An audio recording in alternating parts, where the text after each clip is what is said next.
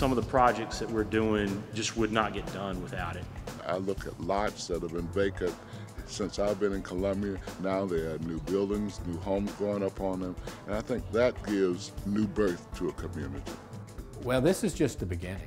If we had the retail services in this area, this would be the perfect neighborhood. The real value economically, I think now, is our riverfront and development coming across from the city, our capital city of Columbia.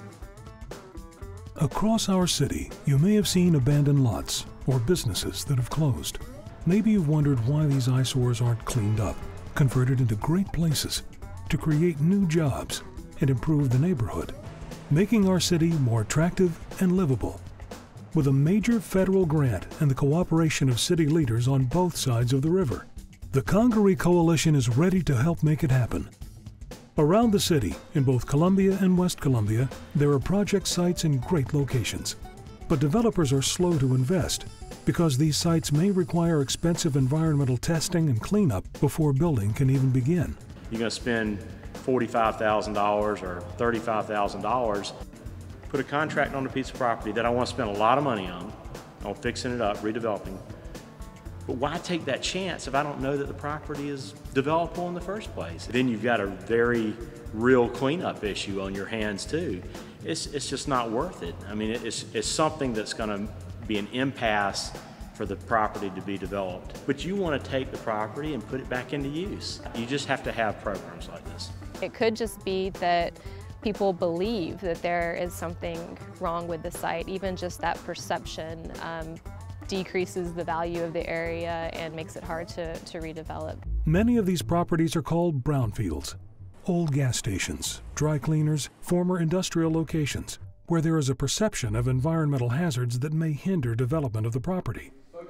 With a grant from the Environmental Protection Agency, the Congaree Coalition can offset the high cost of research and testing, making these brownfield properties more attractive for development. I think the real value of a grant like this enables developers to be able to purchase property with a known quantity of what's there, what's not there. At 701 Whaley, an historic community center has been revitalized with just this kind of help.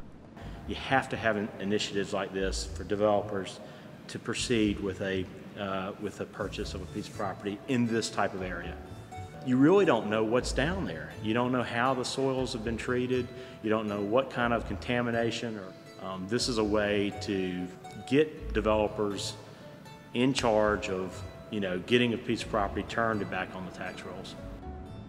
The Congaree Coalition is led by the City of Columbia in partnership with the City of West Columbia, the Columbia Development Corporation, Eau Claire Development Corporation, Two Notch, and Columbia Housing Development Corporations. These partners are at work now on project sites that range from the Mass General Store on Main Street to an old lumber yard and commercial and industrial sites in both cities. The Coalition grant is even helping create space for tech company startups. We had some concerns about the environmental impact of this property being where it was located near the railroad tracks, downtown Columbia, use of the building many years ago that we've sort of lost records.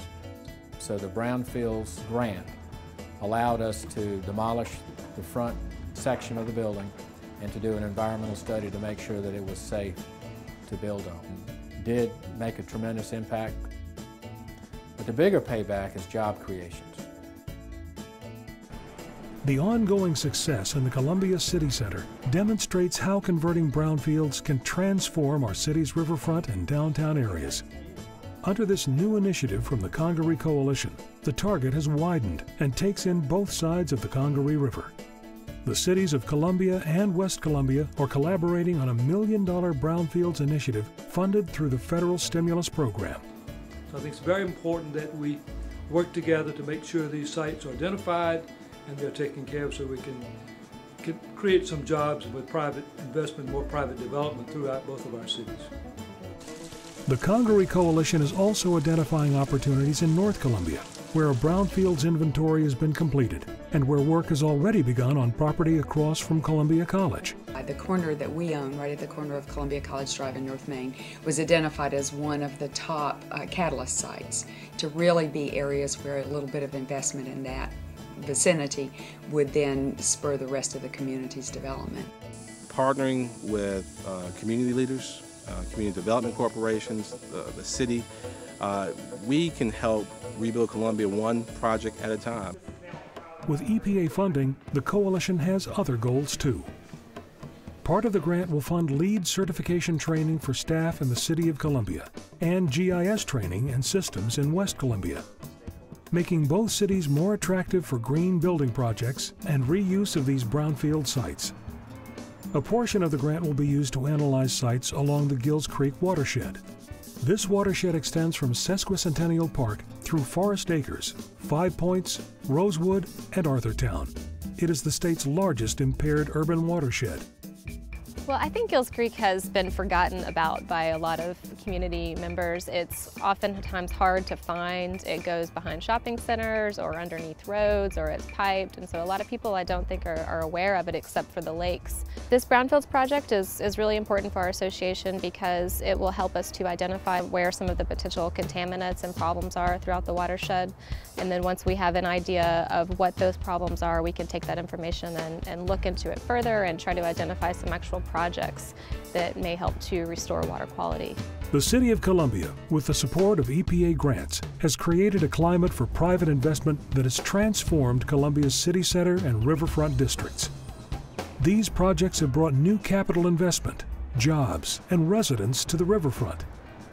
In 10 years, just 6 EPA-funded brownfield projects have helped generate a $75 million investment in our city and an increase in property tax value of $12.5 million, with the assistance of just $325,000 in EPA brownfields grants.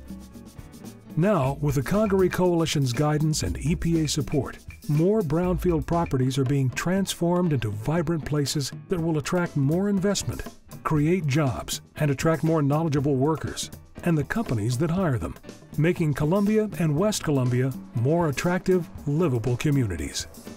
This is a project that's working. You know, it's simply, that's all there is to it. This is working. This is an ideal example of people working together for the common good of all of our citizens.